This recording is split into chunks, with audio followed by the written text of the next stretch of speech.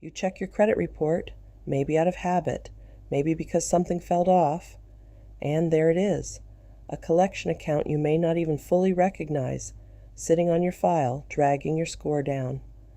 The panic response is to either ignore it and hope it goes away, or panic and pay it immediately without asking a single question. Both of those are mistakes. There's a specific first move, and it's neither of those. Tonight, exactly what to do the moment a collection appears.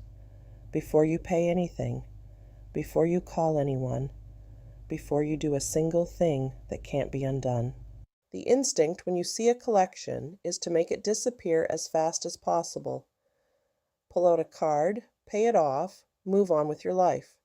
Here's why that instinct can cost you. Paying a collection before verifying it's accurate, correctly assigned to you, and within the legal window to collect, can lock in a worse outcome than doing nothing. A payment can restart the clock on how long a debt is legally collectible in some states. A payment doesn't guarantee removal from your report. Many collections stay listed as paid rather than disappearing, and a paid collection still affects your score, just slightly less than an unpaid one. So the very first move is not payment, it's verification. Under federal law, when a collector contacts you about a debt, you have the right to request validation, proof that the debt is actually yours for the correct amount, and that this collector actually has the legal right to collect it. This request needs to happen within a specific window after first contact from the collector, generally 30 days, to trigger the strongest protections. Send it in writing, keep a copy, and send it in a way that gives you proof of delivery. The letter is simple. State that you're requesting validation of the debt. Ask for proof of the amount owed, the original creditor, and documentation showing the collector has the right to collect. Nothing more is required. You don't need to explain why, apologize, or offer a partial payment. Just request the proof. Once this request is sent, the collector is generally required to stop collection activity, calls, letters, credit reporting actions, until they provide that validation.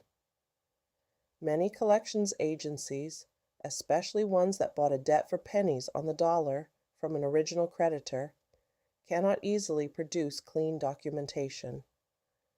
When they can't, the debt often gets dropped rather than pursued. Before anything else happens, confirm the basics. Is this actually your debt? Is the amount correct? Is the original creditor someone you actually had an account with? Collection accounts get assigned to the wrong person more often than people expect. Similar names, mixed files, data entry errors during a debt sale from one collector to another.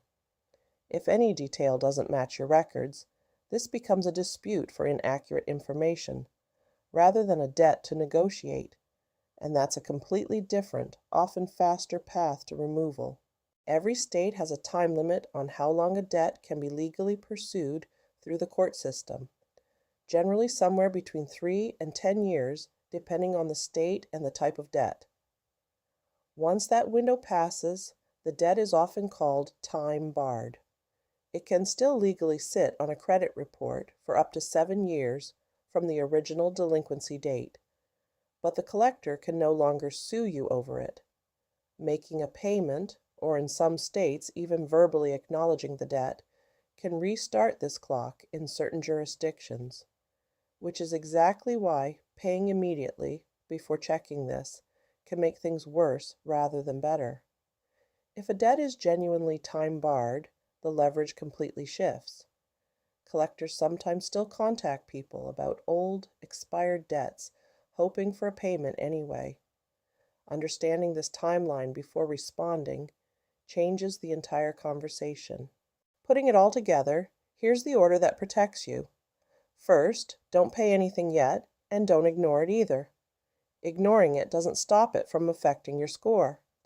Second, send a written debt validation request within the response window, by mail with proof of delivery.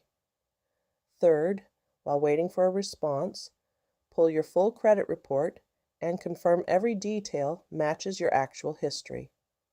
The amount, the original creditor, the account. Fourth, check your state's statute of limitations for this type of debt to understand your real legal exposure.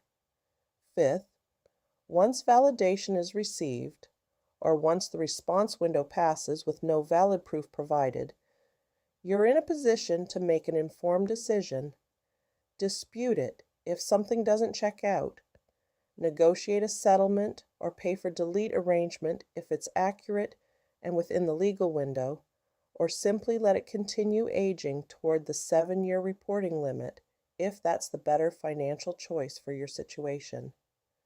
The version of you who does this in order ends up with either a debt that gets removed for lack of proof, a debt negotiated on better terms, or a clear-eyed decision, instead of a debt paid in a panic that didn't even help the score the way it was assumed to.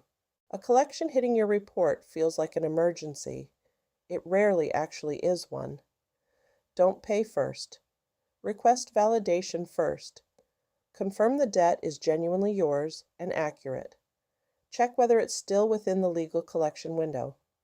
And only then decide the right move, dispute, negotiate, or let it age out. The panic response costs people money and leverage they didn't have to give up.